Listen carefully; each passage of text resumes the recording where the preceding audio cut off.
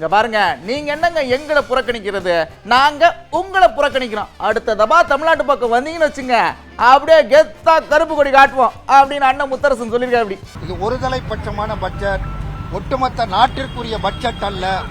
2 மாநிலங்களை திருப்திப்படுத்துவதற்கான பட்ஜெட், தனது ஆட்சியை தக்க வைத்துக் கொள்வதற்கான பட்ஜெட். 5 ஆண்டு காலத்திற்கு மோடியினுடைய ஆட்சியை தக்க வைத்துக் கொள்வதற்கான குறுகிய நோக்கமுடைய பட்ஜெட். ஆகவே இந்திய கம்யூனிஸ்ட் கட்சி இதை வன்மையாக கண்டிக்கிறது.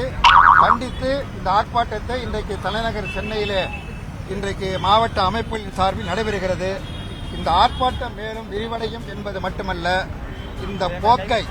இந்த தவறான போக்கை மோடி அரசாங்கம் திருத்திக் கொள்ளவில்லை என்று சொன்னால் மோடியை தமிழ்நாட்டிற்குள் நாங்கள் அனுமதிக்க மாட்டோம். என்ன, தமிழ்நாட்டை அவர் ஏற்க தயாராக இல்லை.